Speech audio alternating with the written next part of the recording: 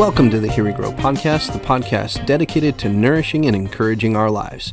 Also gives me another excuse to hang out with my buddy Daniel. How you doing, man? How you doing, brother? Good to be here. Fired up. Here we grow, man. Here we grow. So excited to have you on the show today. And how was your day, my friend?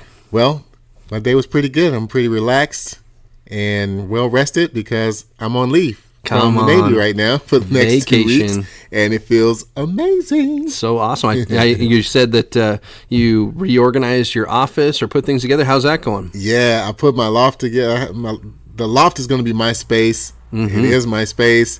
However, I think that my wife is going to try to move into my territory and share the space with me. And I don't really, we think we have a getaway. We say we have a man cave. Yep. But it becomes everybody's cave. That's right. Yeah. That's right. There you go. Well, we'll have to work through that and figure out some boundaries, right? Yeah. It's a new season, but what an exciting season. So how many more months do we have until the big retirement day? So my actual ceremony is going to be November 26th. So good. And then my actual, not getting a paycheck anymore from the United States Navy is January 31st of 2020. Awesome. So you got 2 months of leave to take at the end. That's so great. Oh, that's going to be awesome, man. I'm excited for you.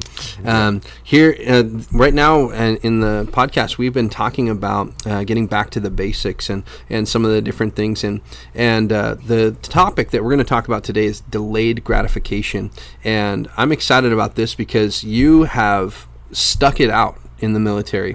I also got to serve in the military, but I only served for 5 years. And the truth is, if I would have stayed in, I'd probably be at about 15 to 16 years right now, and it'd be a whole different experience. So you are living proof of delayed gratification and what that looks like. So what do you think that it takes to be able to live through that? Well, I tell you, I started off with great intentions when I first joined the military. Right out of high school at age 18, really thought that it would be a career. I actually got out of the Navy and joined the reserves after 9 years of service. Joined the reserves, and Iraqi freedom happened, and I was called back to mobilization, active duty, and I was mobilized for a year. Oh, wow. And after that, that was 10 years, and I said, man, I'm halfway. I might as well stick it out another 10 years. So it came with me making the choice, and it was the second choice after going through 10 years of experience in the military, joining the reserves, experiencing civilian life for a little bit and things that I had to deal with, and I saw that it was more beneficial for me to go ahead and seek it out again.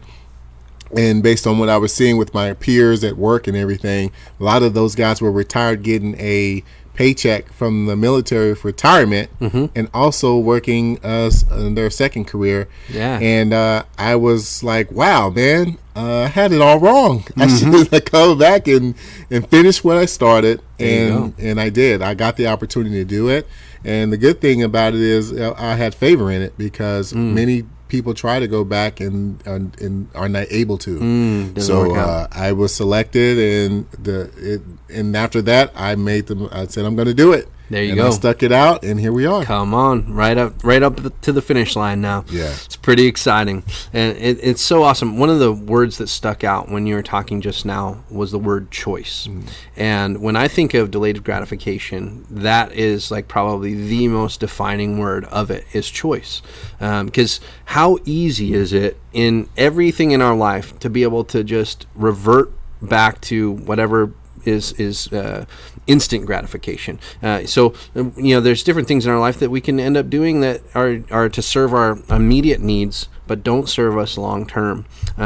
What are some things that for you that you've experienced where it's been you fall off the horse? We're seeing a big success in the service in the military, but there's probably other areas where you're like, you know what, this is an area where I wanted to grow or I wanted to go further, and I fell off because of self-serving or just easier not to. Right. I'll tell you, there's multiple arenas. As you were speaking, I was trying to think of one or two, but 10 really crossed my mind. And that's honest. That's good. I'm going to stick with the most important ones. Were one was my faith. My faith went up and down with different duty stations I went to, different circles of people that I became my peers and workmates, and I would have to readjust my thinking, my speech, my thought processes sometimes, and it really showed me how rooted I needed to be in Christ all the time. And a lot of times your circumstances in the military doesn't permit for you to have your Bible with you, or have that private prayer time and all that kind of stuff. And so when you don't have those periods of recharge, sometimes I'm constantly re-identifying myself with Christ all the time. And it becomes a hassle. Sometimes it takes a while to get back, and sometimes you're able to pop right back. However, that inconsistency has an effect on you. That's true. And that's something that not only does it affect you at work, it also affected me at home. So the number two would be my interaction and relationship with my kids and my wife. Now it's gotten a lot better now that I'm on the exit, and the exit strategy is working out really well. I'm finding that I'm having more focus in both arenas, where I want to focus on my kids and my wife and the next step outside of the military. And I've actually learned to put my job a little bit more on the back burner as a third priority instead of the number one priority. Like, using provision as a excuse on why I can't do something or have the energy for something. And we're talking about a guy, I do a lot of things at home that I like to do. I actually like doing work around the house and fixing the things that are broken, and the projects, all of that stuff. My wife does not have a to-do list for me when I go home. It's the other things she wants from me. the time and that kind of stuff. And I was like, oh man, it's like pulling teeth sometimes when she's trying to get me to do a little bit more. As me, I'm thinking, well, don't I do enough? right, because you're working hard. It's so true. But that's a good point. And I liked what you were talking about with your environment and how that can affect how you think or how you speak. I know for me, even in my 5 years of service in the Marines, I was a Marine by day, and then I owned a business by night. And I remember it took a good hour to decompress all of the stuff, all the four-letter words that would come out during the day that go into your brain, that input. And I'd have to take a good hour of listening to a good audio, some worship or something, to be able to just break that in my mind, break it up, so I can get back to being a motivated, self-motivated, inspirational type person, so that I could go out there and run my business. I know that you got a pretty good commute. And is that something that you do, is a decompress, or listen to music, or what kind of stuff do you do? Yeah, that time that I commute is it's precious to me. I get to decompress. I get to spend time with God, which is needed for me. I wake up early, and the people say, "Oh, you wake up earlier." Well, if you already wake up at 5 o'clock in the morning, or sometimes 4, I'm waking up. I'm not gonna wake up at 3, and I love God and I want to spend time with God. However, rest is important. I don't want to crash on the freeway while I'm driving to work or home. That time I'm driving to work, I'm doing everything I possibly can in that time to decompress. On the way home, I need to decompress. I'm getting my word in. I'm listening to videos and scripture, and I have the Bible on CD. I have everything, and I do as much as I can. And it's also a good time to not have a passenger, so you can meditate. There you go. You can actually drive and meditate. So when I pray to God. And sometimes what people don't do after they pray is they don't meditate. You need that meditation time in order to get a response from God. So you can be quiet and you can be listening. So the music's not on, no radio. Everything's off, and it's just total silence. All I can hear is the cars going past me or whatever. That's it, and there is no distraction. And I hear God really does talk to me a lot. That's so when good. I'm able to do that. That's so good. I actually had a conversation with a gentleman today, something similar, and I said that that's what I love about riding a motorcycle, is because I can't answer my phone. You know, when I'm in the car, I'll be doing video messages or talking to people on the phone, and it's my way to. I've got this downtime to connect with everybody while I'm moving. You know, but on the motorcycle, I can't do that. So all of a sudden, all I've got is road noise, nobody to talk to me, nobody to give me input, and I'm like, you know what? Maybe I'll take the long way home. Right. You know, maybe I'll take another lap, because all of a sudden, just that time with the Lord and that time to just think when there's not other input coming in, it's really helpful. It's important, and that's the thing. I actually ask God, because a lot of people talk about, sometimes God, he'll wake you up at 3:00 in the morning to, whatever, and you're like, whoa, why am I up at 3:00 in the morning? And they say, oh, you should pray and talk to God. And I ask God, like, hey, why you don't wake me up at 3:33 or 2:25 or whatever that time is? And he did tell me, he's like, because you make time for me, during the day. I do make time for him to listen. He says, when I'm running, he always running. And then when you see me running, I post on Facebook, I'm running. A lot of time, God speaks to me when I'm running. Wow. I have my headphones in or something like that or whatever, and I'm just running. I'm running 3 or 4 miles. That's and so in good. that time, he's downloading into me, because I'm not thinking of anything except for running. And when I'm in my car and I'm commuting to work and that kind of thing. So I know how important that time is. And if you want to sleep more, maybe you should listen to God during the day. Come on. So you don't have to wake up at 3:33. That hit hard right there. That hit hard. That's not the only thing that hit hard. Just hearing you talking about running 4 miles and how that's like euphoric to some degree. Like, I think I'd be talking to God if I had to run for 4 miles, because I'd be like, oh God, oh God, oh God, over and over again. But I do remember when I was a lot more healthier and I'd run for 7 miles, and that would be really euphoric. So for all those healthy people out there, or if you're not healthy yet, it's a good time to start, right? Because if we're talking about delayed gratification, you want a long-lasting good life, you got to be healthy, right? Yeah. That's a big part of it. It is. It's very important. Actually, how I got into running was from my previous marriage. I've always been fast. Running was never been a problem for me, but I never left home to go run until I was having issues with my marriage, and to calm down, like when we had a fight or something was brewing up. Wow. I just left the house and was like, I'm just gonna go running. Like Forrest Gump, literally, like he just felt like running. So I went and I just started running, and I noticed how calm I felt. I would talk to God. He would allow me to calm down, and he would talk to me about the situation that got me running, and then I would come back feeling better. Right.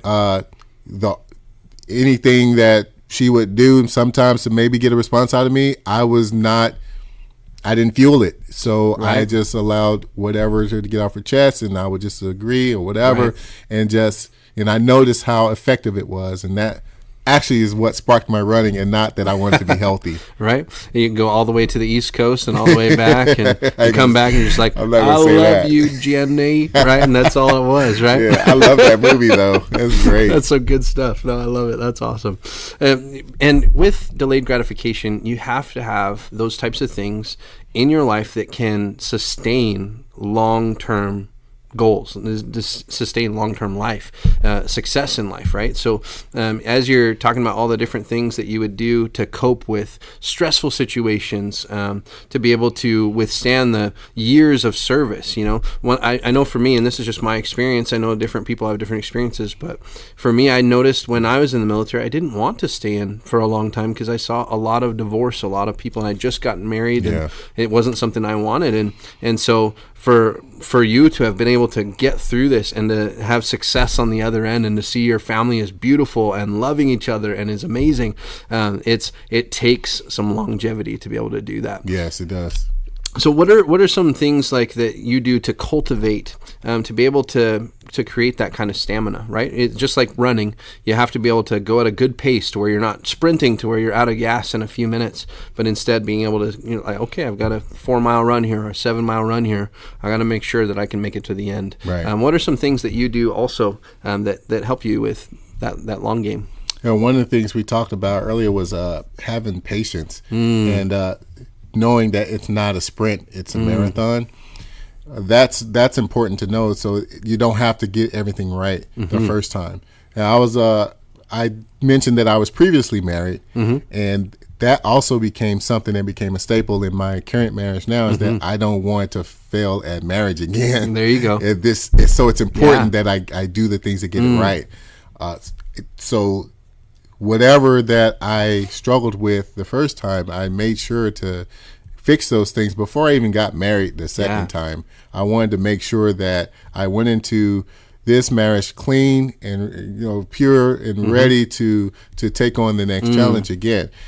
And not that it's a challenge, it's just that a lot of times when you're doing things for the first time, I was young when I got married the first time. I didn't have a clue with what I wanted my wife to look like, or what kind of characteristics and traits that I wanted her to bring to the table. And I didn't even know what I brought to the table, for that matter. So there was a lot of things that I had to get right again before I went into my second marriage. So having a good foundation was probably the best start. And then from there, going forward, I have a lot of fuel that keeps me, like those past experiences, that keeps me going and wanting to keep this thing going. But really just staying rooted in my faith and knowing what the purpose of marriage was about, and why it's so important when two people come together, that it's a process of becoming one. Wow. And so the process of becoming one is just what it is, a process. Okay, you have two separate people who lived, and we're older. Me and my wife are older people. I'm not going to tell how old she is. She's older, at least 21. She is older than me, but I'll say I'm 41. There you go. And that's a lot of life to live without another person. And when you're bringing those two things together, it's going to take time to merge, to have a merger. When you think about two big companies and corporations coming together, years and years of success, or on one side, maybe a little bit of success on the other side, or not too much, or whatever, or it could be both successful and just different. But the process of them coming together is a whole bunch of paperwork and legalities and a lot of red tape and all this kind of stuff in order for two to become one. And I understand that, and I think she does too. And when we're both in that understanding, then you know that you're going to have to come to some middle ground in anything that requires us to come with two heads together. Wow. So the willingness to work out a matter is important. The willingness to work out of matter is important, to not feel like one needs to be over the other. Right. That's important. So that delayed gratification actually becomes a staple in your coming together. Am I going to get what I want right now, or do I have to wait? That's good. As a man, sometimes you have to pick and choose which hill you want to, or which mountain you want to put that flag on. You want to die on this mountain, or do you want to delay that one and bring in someone else? And you have to make that choice, right? As a man, and understand that it is a marathon. Right. It is a marathon. It's not a sprint. You don't have to win every fight. For Chelsea and I, as pastors, we do a lot of marriage counseling and premarital counseling. And honestly, I love premarital counseling. I love when people go and get counseling before they need it, right? Because what ends up happening a lot for people is that they don't go and get help until it's already past the point of being able to be helped, a lot of the times. And like you said, it really takes a mindset. If you go into the mindset that you want to make it work, then you're going to make it work, right? But for a lot of newlywed couples, it is, we always say that it is better to become whole on your own before you become whole with another person, right? Because one of the biggest misconceptions is that people, and I'm speaking to the single people out there listening, is that you think that this other person is going to complete you. And two incomplete people does not create one complete person, right? Instead, it creates a whole lot of chaos and a whole lot of issues. So it's so much more important that you become whole on your own, and then you can find your spouse. Right. And especially with our faith, we believe that the more that you go after God and His purpose, you'll find your spouse along that road. And so again, with longevity, instead of focusing on, I need this immediate pleasure of having having a companion, having somebody to do life with. Instead, it's going, you know what, God, I trust you, and I trust your purpose, and I'm coming after you, and I believe that you will add my wife, my husband to me on the process, on the journey. And so huge.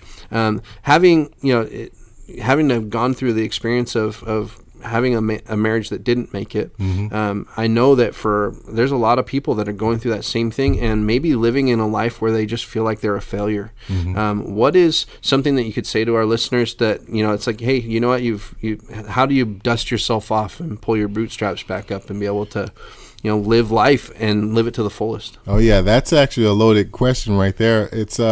It becomes a point where you have to start re-examining yourself. A lot of times when things, and we talked about this earlier too, about failure. Sometimes those failures are necessary in order for you to find out a matter. A lot of times you find out what you do like or not like in a failed situation. If you had success in something and you found a favor in this area, if you had a failure at something, it maybe shows you where you need some work at, and you need to identify some things. And knowing that when you got God on your side, he doesn't allow things to happen for nothing. And that's something that you have to remember. The purpose of you going through whatever it might have been, a failed relationship in this matter, you have to re-examine yourself. You have to re-examine the relationship and say, okay, let me write these things down. Let me see what it is. Did I actually even know what I was looking for when I said yes to being with this person or not? And that's what we find ourselves not doing a lot of times. We'll go and we'll see some yellow flags, and we'll see some maybe one red flag that you like, oh, okay, it's only one. Yeah, brush that one and away. But you never know how important those yellow flags is. If it's a flag that you put a color to, red or yellow, then there's importance to it. I mean, it's not a flag, right, if you didn't care about it, right? And that's what we have to learn to not settle for things. If we're willing to wait and say, hey, you know what, this is what I'm looking for. And especially if you don't know what you're looking for, then you need to make the time to draw a thing out. I mean, when God says he wants to bless us with the desires of our heart, well, it's up to you to search your heart out and find out what those desires are, and not says, well, Lord, you do it. And because that's not how he works. He doesn't want to control you. He wants you to use the wisdom and everything that he's given you, and he wants to trust you with the blessings he wants to give you. So in order for that to happen, you have to display those things. So put yourself to home, do some homework. It's no shame in doing some homework. Yeah. Finding one of the things my granddad told me before I joined the Navy, he knew I was going to be out sailing the 7 seas and whatever. And he says, Daniel, he says, and I didn't take his advice, and I wish because I didn't do this the first time. He said, when you're going out, and I know you're probably going to be dating girls and here and there, he said you need to find out what you like. And if you're going to date girls, and if you find yourself in situations where they're different from each other, you should really be making a list about what is it that attracted me, what is it that I liked about him, or this and that, these different attributes, and what didn't you like? I say, and he said, it's important to note those things out. And it's funny, I remember him telling me this, and I did not take his advice after the fact. I did not. Hindsight. And so that's what it's important. We think we left school, we don't want to do homework anymore. You got to do your homework. You got to do your homework. And once you find those things out, now you have a roadmap. And when you have a roadmap, it's said that when you have a vision, that vision will help you close or open doors. That's right. So when you have a vision, you know what is going to be attracted to you, or what you're going to attract. And if you're able to keep that vision with you and say, at no cost, I'm going to not use this list, then you're going to find yourself in a great position to be your definition of being a successful relationship. Yeah, that's good. And I always put it this way: if you have a vision for your life, then you need to slip on your vision tinted glasses when you're looking at things, because then it's so much easier to make decisions if you're making them backwards. The problem is when you're looking at something in front of you and you're like, okay, I need to make a decision, and it's a moment, and that's that instant gratification. What's going to feel good in the moment? That's an easy question to answer. Oof. But it's also an easy question to answer when you look at what is the overarching purpose and where do I want my life to go, and then drawing it backwards and going, okay, if that's where I want to go, this decision, what will this get me closer or further away from my vision and my goal? And it's so much easier to make that decision too. And so I think that it can be, for delayed gratification, that's where you find it, and in a lot of ways too. I feel like when the Bible says a man without vision will perish, I think that it doesn't mean that you're going to die. It means that you're going to wither away. You're gonna get fat and bored and not live out your life, because all of a sudden you did not have a vision. So the thing that comes up the next time, the thing you're looking at, okay, what's going to make me feel good? Is it this decision or that decision? And then all of a sudden, okay, working out or eating a cheeseburger, well, cheeseburger won, because that's going to make me feel good in the moment, right? But long term, is that the best thing for you? Is that getting you to that overarching purpose or goal? Probably not, right? So it's such a good thing to think about with delayed gratification. And some of the stuff also that I see with people is that people gravitate towards what makes them feel good. Even with God, they'll blame it on faith. Right. And this is the pastor just kind of ranting and raving a little bit, but I think people are like, well, I guess I'm not called to do that because it didn't feel good. Right. How wrong can that be? Oh my gosh. Does it feel good to exercise? Not usually. Not until you've gotten good at it, right? Not until you've been doing it for a while and now it becomes something easy. But especially when you first start, it's going to be painful. And it's just like going up that mountain for the first time. That first part of it, those first few steps, hardest steps you'll ever take, right? But keeping going and creating momentum, that's what makes the difference, right? Yeah, absolutely. And so, what are some other things with creating longevity when you're working? You're finding your spouse. You found your spouse on your journey to where God's called you to be. What are some ways that you can support your spouse? What are some ways that you can work together towards that overarching vision or goal? Yeah, so it's always a process of learning each other, which is important. Once you've done your homework to get such relationship that you wanted, you have to still do your homework. Right. You still have to learn each other. So finding out what's important to each other is one way of doing that, and then feeding into those things that that puts a smile on your spouse's face, and not forgetting that. And sometimes we get into this cycle of, okay, we're together. Okay, I said yes. I said I do. I love you, and blah, blah, blah. And none of that feels anybody's tank. Right. It doesn't feel anybody's tank. So just empty words. Yeah, they become empty words. It becomes a continuous action, and how you reinventing the relationship is important as well. What got you together is not necessarily going to keep you together. You're growing together, and when two people coming together, as you mentioned earlier, two halves coming together to make a whole, you're growing together. And anytime you're growing anything, it has to be watered. It has to be, the soil has to be tended to. Sometimes you got to add, new ingredients, like you talked about your garden before we started, and you talked about, Miracle Grow and all that kind of stuff. There's things that you didn't know you needed to add, and it's just organic. It's an organic situation that you have to be ready to do what is necessary in order to get the fruit from that plant, from that relationship. So it becomes necessary to reinvent yourself and doing things that maybe you haven't done before.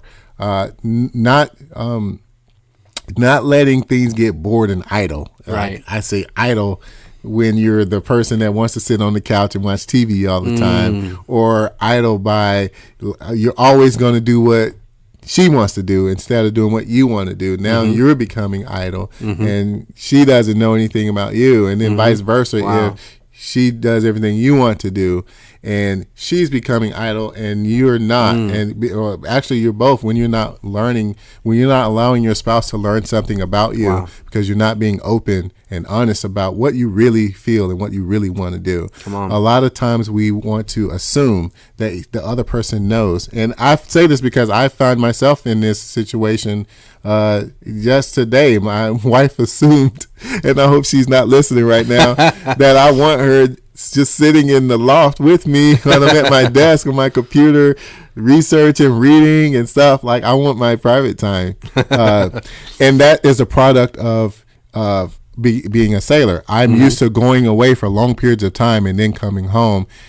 I don't necessarily miss people when I'm gone, to be honest. That's become a part of my job. It's true. But my wife can go away for, half a day and come back and did you miss me? And sometimes I don't know what to say because, I don't want to hurt her feelings and I don't. But I want her to know me and understand how I tick, and that it has nothing to do with the fact that I don't think she's awesome, because I think she's the best. I really do think she's an awesome and the best blessing that I could have.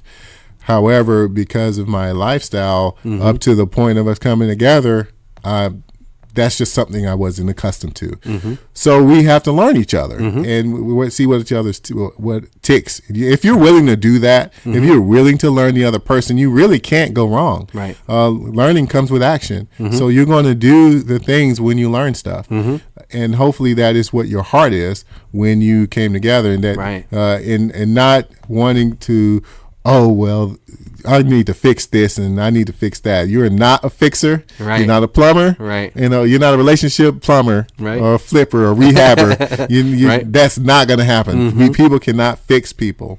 However, we do influence one another. And when you're around somebody that long, you're going to influence them. It's true. And that happens on both sides. That's true. And hopefully the influence is not manipulative or deceitful in any kind of way, that it's a mutual thing that says, you know what, I love these attributes about you and you love these attributes about me. And because of those things, we're going to influence each other in that way. Yeah, I love what you said, like with you and your bride, having to try to kind of figure out what this next phase of life is going to look like. Especially, because she may have a different mindset on that, going like, well, you've been gone for so long, like I'm ready for you to be home all the time. Yeah. And so her mindset is like, oh, yay, I get my best friend back. And at the same time, you're going like, oh, but I'm going to need some time for me to process and to be able to grow through stuff too. So it is going to be an interesting season, this next one. And I'm excited for your growth, because this whole podcast is about Here We Grow. Here we grow. So good. I love it. And well, Daniel, thank you so much for being on the show with us today. It was such a good day. Yeah, man, I love it. And I'm so excited for your retirement, and it's excited for this next stage of the journey of your life. It's going to be an amazing thing. And here at the Here We Grow podcast, we always want to end with a challenge. And so I want to challenge everybody to find some ways that you can look at where maybe you are doing instant gratification and maybe starting to think of a dream or a vision. And if you've never done that before, one of the easiest ways is to ask yourself, where do you want to be in 5 years?